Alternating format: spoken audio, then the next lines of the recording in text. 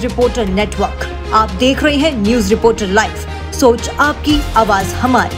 नमस्कार, आप देख रहे हैं न्यूज रिपोर्टर नेटवर्क और मैं हूं आपके साथ नूतन। आइए शुरू करते हैं खबरों का सिलसिला, लेकिन सबसे पहले नजर डालते हैं सुर्खियों पर। कर्नाटक में कांग्रेस की भारी जीत की खुशी में प्रदेश कांग्रेस ने मनाया जश्न। कार्यकर्ताओं ने हनुमान मंदिर में किया हनुमान चालीसा का पाठ। आज से देहरादून में श्री अन्न मिलेट महोत्सव की शुरुआत। 13 मई से 16 मई तक आयोजित किया जाएगा महोत्सव। 3 दिन के दौरे पर नैनीताल पहुंचे मुख्य सचिव एस एस संधू। उत्तराखंड प्रशासनिक अकादमी में अधिकारियों के साथ की बैठक। और कर्नाटक नतीजे के बाद बीजेपी मुख्यालय में छाया सन्नाटा, पार्टी मुख्यालय में नहीं दिखे नेता। और आइए अब नजर डालते हैं खबरों पर। कर्नाटक में कांग्रेस की भारी जीत की खुशी में उत्तराखंड कांग्रेस ने प्रदेश अध्यक्ष करण माहरा की अगुवाई में जश्न मनाया। ढोल नगाड़ों के साथ नृत्य करते कार्यकर्ताओं ने घंटाघर पहुंचकर हनुमान मंदिर में हनुमान चालीसा का पाठ किया। रुझानों के मुताबिक कांग्रेस स्पष्ट बहुमत लेती नजर आ रही है और सरकार भी बनाती नजर आ रही है। कांग्रेस मुख्यालय समेत पूरे देश में कांग्रेस जश्न मना रही है। कर्नाटक जीत पर प्रदेश कांग्रेस अध्यक्ष करण माहरा ने कहा कि ये राहुल गांधी की भारत जोड़ो यात्रा का असर है। उन्होंने कहा कि इसके बाद हम मध्य प्रदेश और देश के अन्य राज्यों में भी जीतेंगे। ये बड़ी जीत है और 2024 में कांग्रेस केंद्र में सरकार बनाने जा रही है।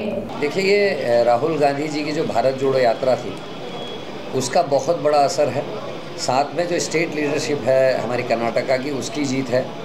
जहां जेपी नड्डा अपना राज्य हिमाचल हारे, वही हमारे राष्ट्रीय अध्यक्ष मल्लिकार्जुन खड़गे जी ने अपना राज्य जीत के दिया है।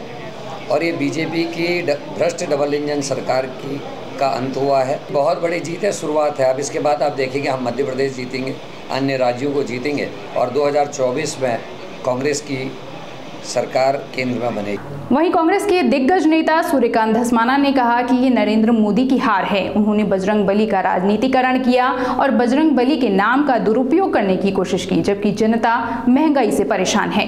ये कर्नाटका में कांग्रेस की तो जीत हुई है, उससे बड़ी बात है कि मोदी जी की हार हुई है। नरेंद्र मोदी जी ने उसको प्रतिष्ठा का सवाल बना लिया था। आज से राजधानी देहरादून में श्री अन्न मिलेट महोत्सव की शुरुआत हो चुकी है। ये महोत्सव 13 मई से 16 मई तक आयोजित किया जाएगा। प्रदेश की जनता के लिए इस दौरान ये महोत्सव खुला रहेगा। प्रदेश में मिलेट के उत्पादों को बढ़ावा देने के लिए कृषि विभाग की तरफ से इसे आयोजित किया गया है। मुख्यमंत्री पुष्कर सिंह धामी ने रिबन काट कर इसकी शुरुआत की। इस दौरान राज्य के कृषि मंत्री गणेश जोशी, उत्तर प्रदेश के कृषि मंत्री सूर्य प्रताप शाही और गढ़ी कैंट से विधायक सविता कपूर सहित कई गणमान्य भी कार्यक्रम में मौजूद रहे।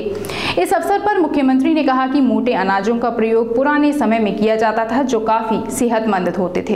पहले तो आदरणीय प्रधानमंत्री जी का धन्यवाद करता हूं, उनका अभिनंदन करता हूं कि उनके विशेष अनुरोध पर और आह्वान पर संयुक्त राष्ट्र ने वर्ष 2023 को मिलेट वर्ष के रूप में घोषित किया और श्री अन्न अब घर घर का अन्न बनता जा रहा है। जो हमारी पुराने समय में जिस प्रकार से श्री अन्न उगाया जाता था, जिस प्रकार से उसको उपयोग में लाया जाता था, वो फिर से लाया जा रहा है। और आज श्री अन्न को लेकर यहाँ पर श्री अन्न महोत्सव प्रारंभ हुआ है, जिसमें लगातार अगले 4 दिनों तक लगातार मंथन होगा श्री अन्न के प्रोत्साहन के लिए, श्री अन्न की मार्केटिंग के लिए और श्री अन्न के उत्पादन के लिए लोगों को प्रोत्साहित करने का काम ये अन्न महोत्सव करेगा। उत्तर प्रदेश के कृषि मंत्री सूर्य प्रताप शाही ने कहा कि उत्तराखंड के पास ऐसे कई मोटे अनाज हैं जिन्हें वे उत्तर प्रदेश में भी उगाना चाहते हैं। के भीतर प्राकृतिक रूप से जो है वो श्री अन्न की और प्राकृतिक खेती होती रही है। तो स्वाभाविक रूप से यहाँ पर अभी भी उस प्रकार के उन्नतशील और शुद्ध बीज एक धरोहर के रूप में उत्तराखंड के भीतर हैं। यहाँ के बहुत सारे ऐसे बीज हैं जिनको हम ले जाकर के उत्तर प्रदेश में लगाना चाहेंगे। यद्यप उत्तर प्रदेश में अभी भी 11 लाख हेक्टेयर के भीतर हम श्री अन्न की खेती करते हैं और इस साल 46,000 मीट्रिक टन की खरीदारी भी हम लोगों ने MSP पर योगी आदित्यनाथ जी की सरकार ने किया है। 3 दिन के दौरे पर नैनीताल पहुंचे मुख्य सचिव एस एस संधू ने उत्तराखंड प्रशासनिक अकादमी में अधिकारियों के साथ बैठक कर विकास कार्यों की समीक्षा की। इस दौरान मुख्य सचिव ने कहा कि हल्द्वानी महानगर के विकास के लिए सरकार 2200 करोड़ रुपए की लागत से बेहतर पेयजल व्यवस्था, सड़कें, यातायात, जल भराव की समस्या से स्थानीय लोगों को राहत देने की कार्य योजना बना रही है। जल्द ही हल्द्वानी में कार्य शुरू कर दिया जाएगा। उन्होंने बताया कि हल्द्वानी के रानीबाग क्षेत्र में बनने वाले जमरानी बांध का कार्य जल्द शुरू किया जाएगा। इस संबंध में सभी औपचारिकताएं पूरी कर ली गई हैं। इसके निर्माण के बाद हल्द्वानी समेत आसपास के इलाकों में लोगों को पेयजल की आपूर्ति की जाएगी। मुख्य सचिव ने बाद में मीडिया से बातचीत के दौरान ये कहा कि सरकारी भूमि पर हो रहे अतिक्रमण को नियंत्रित करने और अवैध कब्जे को हटवाने के लिए राज्य सरकार नई नीति बना रही है।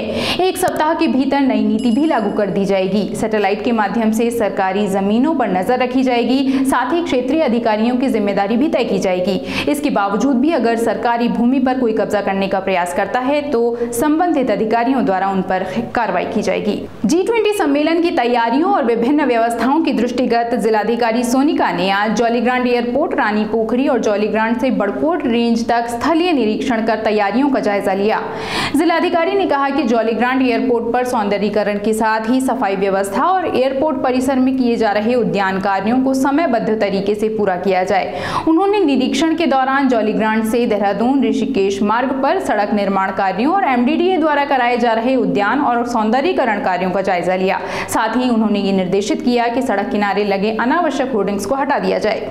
CBSE ने इस बार टॉपर्स की कोई लिस्ट जारी नहीं की है और ये फैसला प्रतिस्पर्धा को खत्म करने के लिए लिया गया है। केंद्रीय माध्यमिक शिक्षा बोर्ड CBSE ने बीती रोज 12वीं और 10वीं के नतीजे जारी कर दिए, लेकिन इस बार CBSE बोर्ड ने टॉपर्स की कोई लिस्ट जारी नहीं की। 12वीं में इस बार 87.33 पास प्रतिशत रहा। छात्राओं का पास प्रतिशत लड़कों की तुलना में 6% ज्यादा रहा।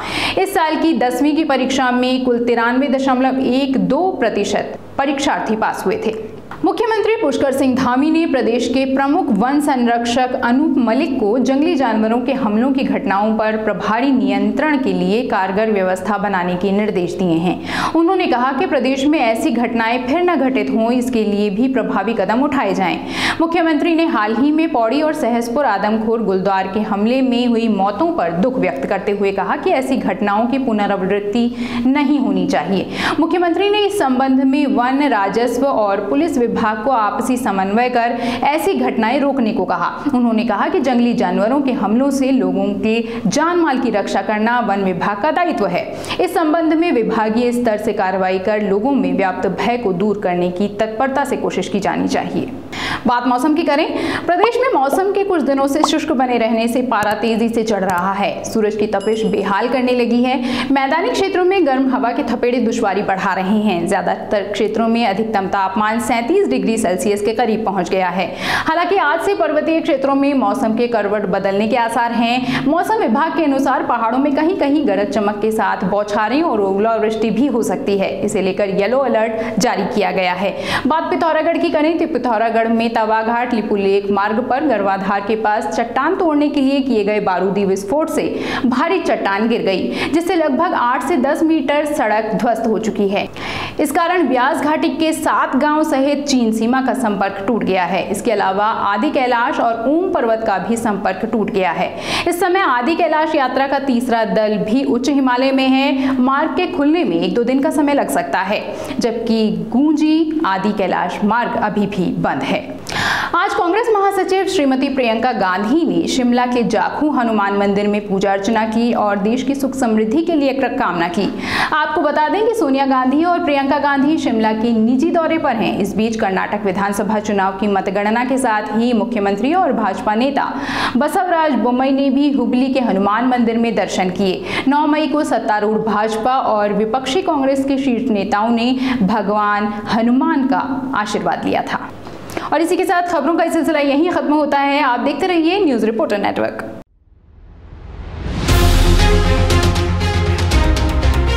ये है न्यूज रिपोर्टर नेटवर्क। आप देख रहे हैं न्यूज रिपोर्टर लाइव। सोच आपकी, आवाज हमारी।